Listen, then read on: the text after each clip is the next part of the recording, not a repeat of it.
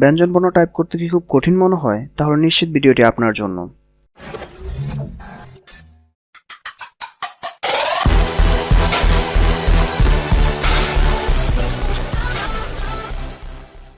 High, I am MD Mizanur Rahman. IT প্রজন্ম চ্যানেলের পক্ষ থেকে আপনাদের সবাইকে জানাচ্ছি আন্তরিক অভিনন্দন।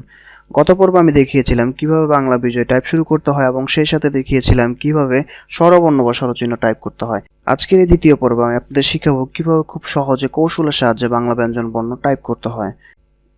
তো বাচ্চারা, গত পর্বে আপনাদেরকে আমি শিখিয়েছিলাম কিভাবে স্বরসরিয়া বা স্বরচিহ্ন শিখতে হয়। আপনারা নিশ্চয়ই পারেন। তো যদি না পারেন তাহলে অবশ্যই আমার গত পর্বের ভিডিওটি দেখে আসুন। তো যাই হোক, আমরা জানি ব্যঞ্জনবর্ণ 39টি। আমি এই 39টি বর্ণগুলোকে সুন্দরভাবে সাজিয়ে চার্ট আকারে দিয়ে দিয়েছি। আপনারা প্রত্যেকটি বর্ণ কিভাবে টাইপ করতে হয় এই চার্ট দেখে দেখে খুব সহজে প্র্যাকটিস করতে পারেন।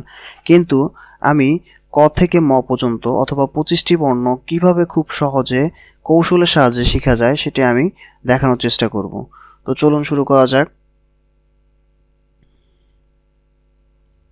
আমরা স্ক্রিনে এখন একটি বাংলা বিজয় কিবোর্ড দেখতে পাচ্ছি। তো আমি যদি লক্ষ্য করি, প্রতিটি ইংরেজি বর্ণের মধ্যে দুটি বাংলা বর্ণ রয়েছে। যেমন যে অক্ষরটিতে আমি লক্ষ্য করলে দেখব ক এবং খ। তো আমার যদি জে প্রেস করি তাহলে আমি পাবো ক। যদি উপরে অক্ষর প্রয়োজন পড়ে তাহলে আমি শিফট ইউজ করবো। যেমন আমি যদি শিফট প্লাস জে প্রেস করি তাহলে আমি পাচ্ছি খ। সুতরাং আমি 39টি বর্ণের মধ্যে আপনাদেরকে 25টি বর্ণ খুব সহজে কৌশলের মাধ্যমে শেখাতে চেষ্টা করব। যেমন লক্ষ্য করুন, 25টি বর্ণকে আমরা 5টি বর্গ আকারে সাজিয়ে লিখতে পারি। প্রতিটি বর্গের মধ্যে 5টি বর্ণ রয়েছে। যেমন ক বর্গের মধ্যে রয়েছে ক থেকে উম পর্যন্ত। যেমন ক থেকে উম পর্যন্ত মনে রাখার জন্য আমি একটি কিওয়ার্ড হিসেবে মনে রাখতে পারি জক, জে ও কিউ। তো সুতরাং আমি যদি জে প্রেস করি তাহলে আমি পাবো ক। শিফট চেপে জে প্রেস করলে আমি পাচ্ছি খ। ও প্রেস করলে আমি পাচ্ছি গ। শিফট চেপে ধরে ও প্রেস করলে আমি পাবো ঘ। মনে রাখবো, প্রতিটি বর্গের শেষ বর্ণের জন্য আমরা শুধুমাত্র একটি অক্ষর আপাতত ইউজ করব। বাকি অক্ষরগুলো আমরা বাকি 14টি বর্ণের ক্ষেত্রে ইউজ করব। যেমন আমি যদি শুধুমাত্র কিউ প্রেস করি তাহলে পাবো আমি উম। একইভাবে চ বর্গের জন্য অথবা চ থেকে ইও পর্যন্ত 5টি বর্ণের জন্য আমরা কিওয়ার্ড হিসেবে ইউজ করব ওয়াই ইউ আই। যেমন ওয়াই প্রেস করলে আমি পাচ্ছি চ। শিফট চেপে ধরে ওয়াই প্রেস করলে আমি পাবো ছ। ইউ প্রেস করলে আমি পাচ্ছি বোরকাত জ। শিফট প্লাস ইউ প্রেস করলে আমি পাবো ঝ। শিফট চেপে ধরে আই প্রেস করলে আমি পাবো ইয়। কিছু ক্ষেত্রে আমরা শিফট ইউজ করব আর কিছু ক্ষেত্রে আমরা শিফট ইউজ করব না, শুধুমাত্র শেষ বর্ণের জন্য। যেমন ট বর্গের ক্ষেত্রে অথবা ট থেকে মধ্যাহ্ন পর্যন্ত 5টি বর্গের জন্য আমি কিওয়ার্ড হিসেবে ইউজ করতে পারি ট্যাব। যেমন টি প্রেস করলে আমি পাবো ট। শিফট প্লাস টি প্রেস করলে আমি পাবো ঠ। ই প্রেস করলে আমি পাবো ঢ। সি প্লাস ই প্রেস করলে আমি পাবো ঢ।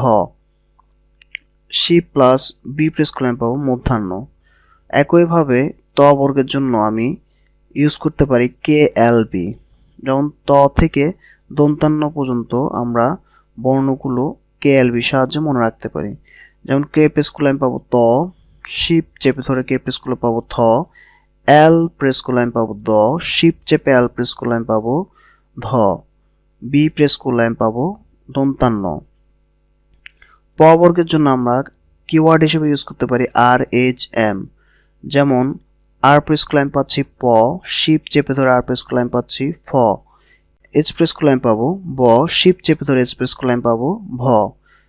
শুধুমাত্র এম প্রেস করলে আমি পাবো ম। সেক্ষেত্রে আমরা যদি একটু লক্ষ্য করি যে আমরা শুধুমাত্র ইয় এবং মধ্যাহ্নর ক্ষেত্রে শিফট ইউজ করব, বাকি 3টি বর্গের শেষ বর্ণের জন্য আমরা শিফট ব্যবহার করব না। 25টি বর্ণ মনে রাখার জন্য আমাদের এই 5টি কিওয়ার্ড আমরা মনে রাখতে পারি। যেমন ক বর্গের জন্য জগ অথবা জে ও কিউ। চ বর্গের জন্য ওয়াই ওয়াই। ট বর্গের জন্য ট্যাব। ত বর্গের জন্য কে এল বি। প বর্গের জন্য আর এইচ এম। 39টি বর্ণের মধ্যে 25টি বর্ণ আমরা এই 5টি কিওয়ার্ডের সাহায্যে খুবই সহজে মনে রাখতে পারি। আর বাকি 14টি আমরা চার্ট দেখে দেখে প্রতিটি বর্ণ শেখার চেষ্টা করব। যদি আমরা এভাবে একটু প্র্যাকটিস করি 39টি বর্ণ আমরা খুব সহজেই শিখতে পারবো। আশা করি এই ভিডিওটি দেখার পর আপনারা খুব সহজে বাংলা ব্যঞ্জনবর্ণ টাইপ করতে পারবেন। আমি আমার দীর্ঘদিনের অভিজ্ঞতার আলোকে খুব সহজে কৌশলের সাহায্যে দেখানোর চেষ্টা করেছি।